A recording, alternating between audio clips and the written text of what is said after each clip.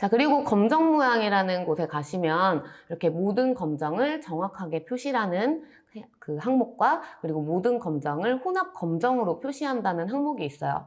그리고 밑에 100K의 검정예와 혼합 검정예가 둘 다 검정색은 검정색인데 조금 다르게 보이시죠? 여기에는 이제 저의 뼈아픈 인쇄사고 이야기가 나오게 되는데요. 네, 이거는 이제 굉장히 오래전 이야기라서, 그때 당시에 리플렛은 아닌데요. 이런 식으로 저는 검정색 리플렛을 인쇄를 하고 싶었어요. 그래서 이제 검정색에 지금은 이렇게 은박이 쓰여졌지만 그때는 금박과 금별색을 이용해서 제 딴에는 굉장히 럭셔리하게 좀 고급스럽게 작업이 됐다고 생각을 했고 실제로 클라이언트 분도 너무 좋아하셨어요. 이렇게 고급스럽게 작업해줘서 너무 감사하다면서 정말 딱 기분 좋게 납품을 하게 됐는데 갑자기 이제 전화가 걸려온 거예요. 그러더니 잘못 나왔다고 하시더라고요. 그래서 제가 검수를 했을 때는 이상이 없는데 어느 부분이 잘못됐다고 생각을 하시냐고 여쭤봤더니 검정색으로 나왔다고 하시는 거예요. 그래서 그 리플렛은 원래 검정색이 맞다라고 말씀을 드렸더니 엄청나게 놀라시면서 지금까지 나는 이 리플렛이 차콜색인 줄 알았다라고 하시더라고요. 네, 차콜색 뭔지 아시죠? 일명 이제 숯색깔이라고 하는데요.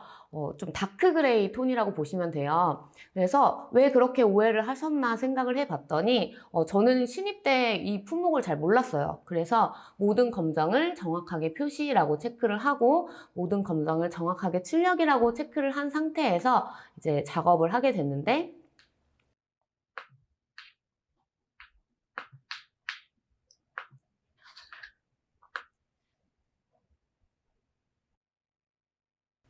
자, 그러니까 저는 배경을 검정색으로 하려고 했으니까 당연히 K100을 데이터 값으로 줬겠죠? 그랬는데 하필이면 그 대표님의 모니터 화면이 밝았고요. 그리고 이렇게 그냥 계속 차콜색이라고만 생각을 하셨던 거예요. 새까만 검정색이 아니었기 때문에.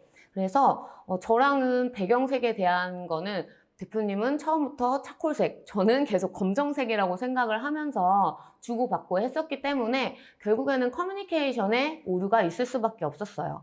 예전에는 제가 신입이었기 때문에 그런 부분들을 미처 생각하지 못했는데 지금은 항상 클라이언트 분들한테 어떻게 말씀을 드리냐면 절대로 모니터로 보시는 컬러를 믿으면 안 된다고 말씀을 드려요. 그리고 또 한 가지. 사무실이나 이런 출력소에서 출력한 인디고나 디지털 출력한 그 가제본을 보고는 이제 그 컬러 그대로 나올 거라고 생각을 하시는 분들이 많으신데요. 이제 전문가라면 그런 부분에 대해서 인디고 출력과 옵셋 인쇄에는 어떤 차이가 있는지를 설명해 드릴 수 있어야 하고요. 모니터로 봤을 때 이 RGB로 구성된 화면의 컬러가 그대로 나올 거라는 거는 절대 그대로 생각하시면 안 된다고 반드시 언지를 해주셔야 됩니다. 그래서 어떻게 처리를 했었냐면요. 저희 대표님께서 좋은 경험을 했다라고 생각을 하고 다시 한번 인쇄를 해서 납품을 해드리자라고 말씀을 하셨어요. 그래서 이번에는 제가 그렇다면 이제 차콜색을 내드려야 되겠구나 해서 검정색을 93% 이렇게 해서 보시면 딱 화면으로 봤을 때는 정말 예쁜 다크 그레이 색상이에요. 그래서 이렇게 차콜색으로 작업을 해서 다시 한번 납품을 했는데 또 똑같이 새까만 검정색으로 납품이 된 거예요.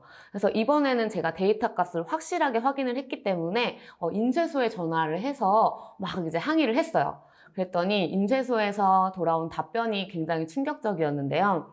이제 저한테 실무 많이 안 해보셨죠? 이러더라고요. 그래서 정말 자존심이 상했지만 왜 그렇게 말씀을 하시냐라고 여쭤봤더니 옵셋 인쇄에서는 이 K 검정색 값이 90 이상일 때는 무조건은 아니지만 검정색으로 나올 확률이 높다고 해요. 그래서 이렇게 좀 배경이 짙거나 아주 연하거나 좀 이런 컬러들을 사용을 할 때는 별색을 사용을 하거나 아니면 직접 감리를 보러 가야 되는 거죠. 근데 저는 그때 감리를 보러 가지 않았었거든요.